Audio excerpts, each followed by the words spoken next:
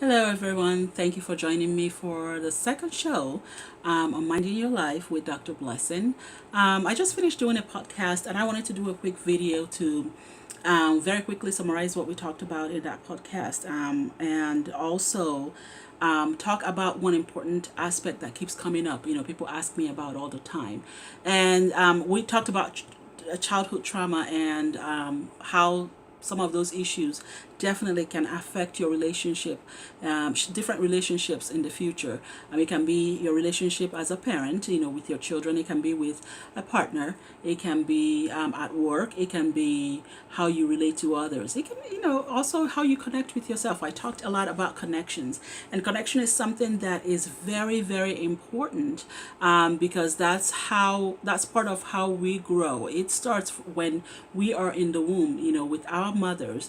We connect with them and totally rely on them in terms of getting the nutrition that we need, getting the love that we need. And when we're babies, they take care of us. And when those needs are not taken care of, it definitely become traumatic for that child. And that can happen for different reasons. It can be because, the mother died and, there was nobody else to caregive the way that she usually is supposed to do it. Or, it can be because of neglect or because of abuse or any other reasons where that child cannot get the kind of connection and also get the kind of proper development that they're supposed to get. And that definitely can affect who they are. It can affect how they grow up, and it can definitely affect the different relationships that they have.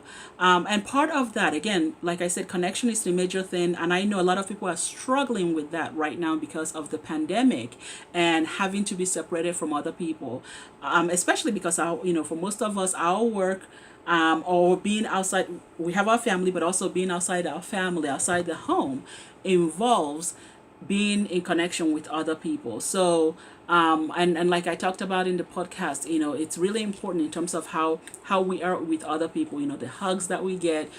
Hugs alone can make you feel amazing. The smile that we see on other people's face, even sometimes just having, when you're going through something, having a friend sit there with you can make such a big difference. So there's something about connecting to other people that is very important. And if this is missing from the time, especially from the caregivers, from the time a child is very young, that really turns into situation where the child just wants to survive and doing everything that they can do to survive. So they will naturally go for any tactics or any techniques or anything, any strategy that will help them get what they need to survive. But what another thing is, a lot of times the needs that they have are put aside, so which means, that we have to cater. This child has to cater to anybody else that they're able to get any kind of connection and basic needs met. They will connect to that person in ways that sometimes will be really, really bad, and it affects them. But as long as the main thing is to be able to survive. So and that then also gets in the way of the child being able to develop properly, being able to get what they need at the different developmental stages. The areas that usually develop during the developmental stages are severely affected. So it's really important, especially when things are happening, whether it is little, stressful things happening in the family, dysfunctions, communication issues, problems happening in the family.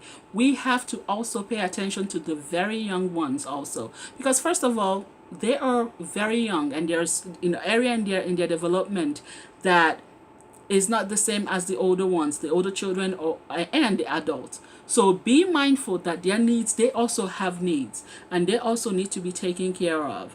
And sometimes when maybe a very loved one dies in a family or something major happen, we have a hard time talking to the child, little children. Sometimes we actually either ship them away, put them somewhere, mainly because we want to protect them from that.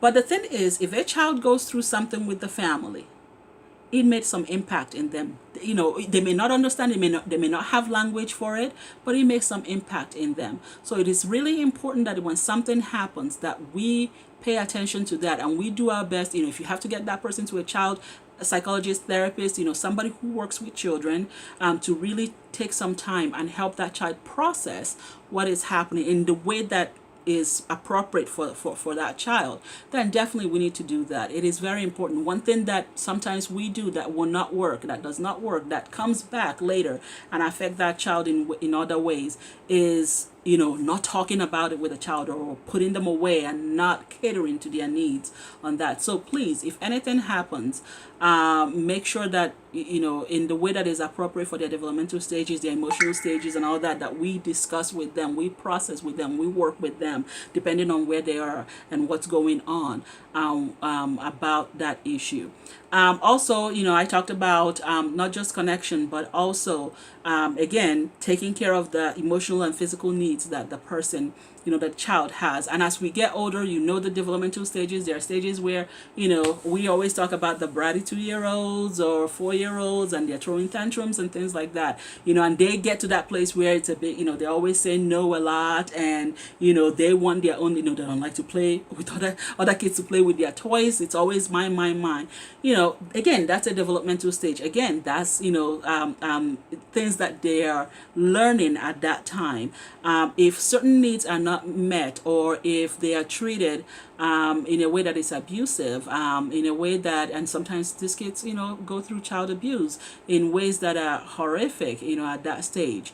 It is important that, we pay attention to that, because again, it affects them, and they develop these survival mechanisms that, really is just about helping them get through life at that time. But again, we carry it through to real life as adults, and it starts to affect different things in our lives. So pay very much attention to that.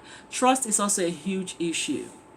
Trust is something that, if it is affected when a child is very young, when a child at 2-3 is learning what shame is, or that they are bad, it affects them in a way that is very, very negative. And if they get this with a primary caregiver, imagine how it's going to be having to be with other people in their near future, as adults.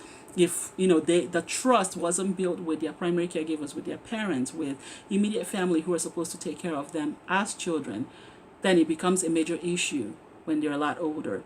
So again, this is an area to take care of. So now, question is, how do we do that as adults? If you've gone through different things like that, and you are noticing that is affecting your life in different ways, the way that you relate to yourself, the way you relate to others, what do you do?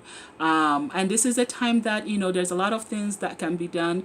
Sometimes it can just be getting to know yourself and taking care of yourself. And again, it's important that if there's a lot of things that are really affecting your functioning, affecting your emotion, affecting you, your relationship, affecting different things in a way that really needs to be worked on, I very much advise you to find a really good clinician that can work with you, that can take time, and really, because treatments can be made just for you, for your issues. So please find somebody that is very good that you can work with, that can help you. But I will start with just being able to get to know yourself, get to understand what's going on, what has happened in your life, what are some of the things that still have ties to what is going on in your life today.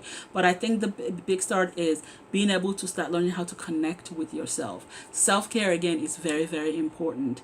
I know that a lot of people, especially women, like to care for a lot of other people. And there's a lot of men too. I've worked with a lot of men who have found themselves being the caregivers in the family. And what I mean by that is they keep taking care of everybody else without taking care of themselves. So it is very important that, or they see themselves, as being not as important as others in terms of taking care. So it is really, really imperative that you learn how to take care of yourself. And there are different ways to do that. There are ways to, in few seconds, be able to take care of yourself, all the way to hours and sometimes days, but to be able to know what it means, what that means to you, what you need, what needs to be taken care of. It's very important, and putting yourself in a priority place where if you're taken care of, you can take care of other needs. There's a whole lot more to this, and this is why I said it's very important, if this is what you're struggling with, to be able to go find a good therapist, a good wellness coach who can work with you on some of these issues. I'm looking forward to seeing you again next time. Please do not forget to subscribe and like, and send me your questions, because that's what helps me know what to talk about next time. Until then, be well, stay safe, and I will see you all soon.